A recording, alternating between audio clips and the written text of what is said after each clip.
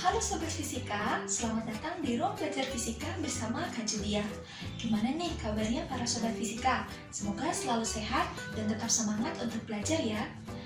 Nah, pada pembelajaran hari ini kita akan membahas materi fisika yang sangat menarik, yaitu kesetimbangan benda tegak. Di video kali ini terdapat 4 poin yang akan kita bahas.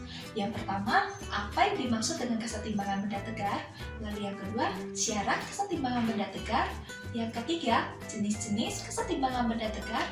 Dan yang terakhir adalah penerapan konsep kesetimbangan benda tegar pada kehidupan kita sehari-hari.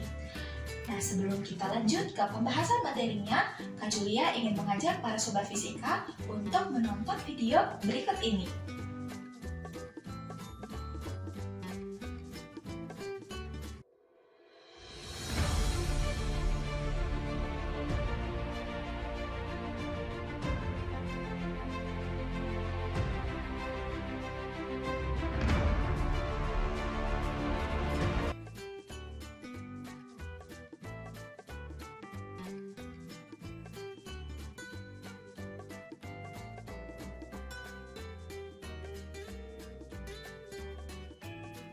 Kesetimbangan dapat kita lihat dalam kehidupan kita sehari-hari. Banyak sekali benda-benda di sekitar kita yang berada dalam keadaan setimbang atau dalam bahasa Inggris kita sebut sebagai balance. Nah, sebelum kita mengetahui apa itu kesetimbangan benda tegar, kita akan mereview terlebih dahulu bahwa di dalam fisika terdapat 2 jenis gerak. Yang pertama ada gerak translasi, lalu yang kedua ada gerak rotasi. Gerak translasi adalah gerak suatu benda di mana bentuk dan lintasannya sama di setiap titiknya, baik secara vertikal maupun horizontal.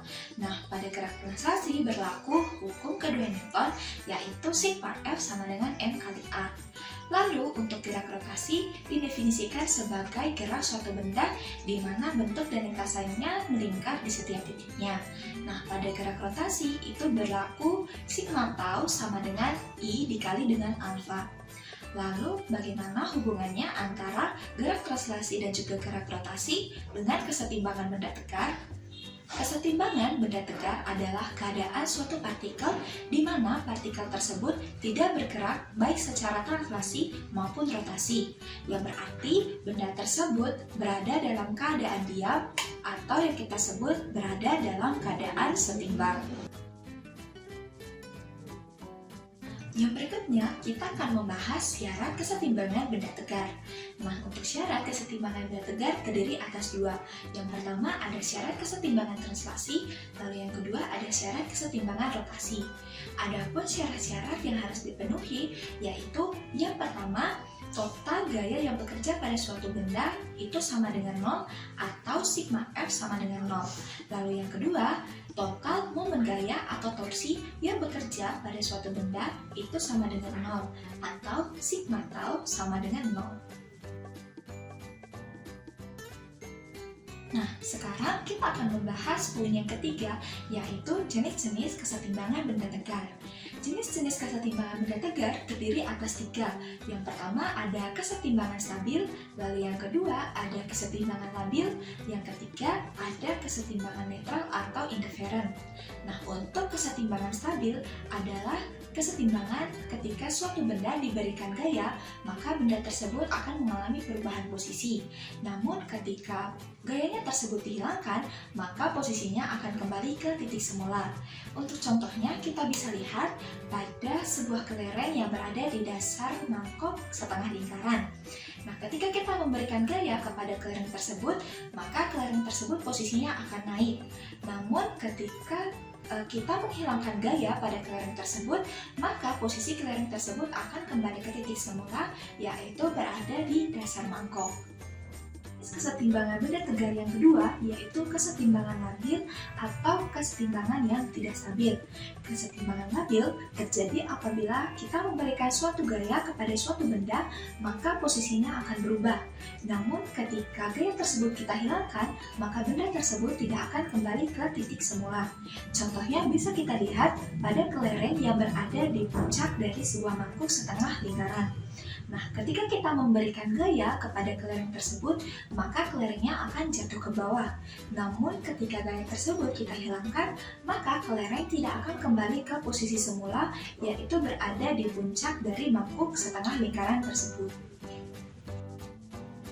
Jenis kesetimbangan yang ketiga atau yang terakhir adalah kesetimbangan netral atau indiferen. Kesetimbangan netral terjadi apabila kita memberikan gaya kepada suatu benda, maka benda tersebut akan mengalami perubahan posisi, tetapi titik beratnya tidak mengalami perubahan. Nah, contohnya bisa kita lihat pada sebuah kelereng yang berada di atas lantai. Ketika kita memberikan gaya atau gangguan kepada kelereng tersebut yang berada di atas lantai, maka kelereng tersebut akan mengalami perubahan posisi atau kelereng tersebut akan bergeser. Namun, dari kelereng tersebut, titik beratnya tidak akan berubah secara vertikal.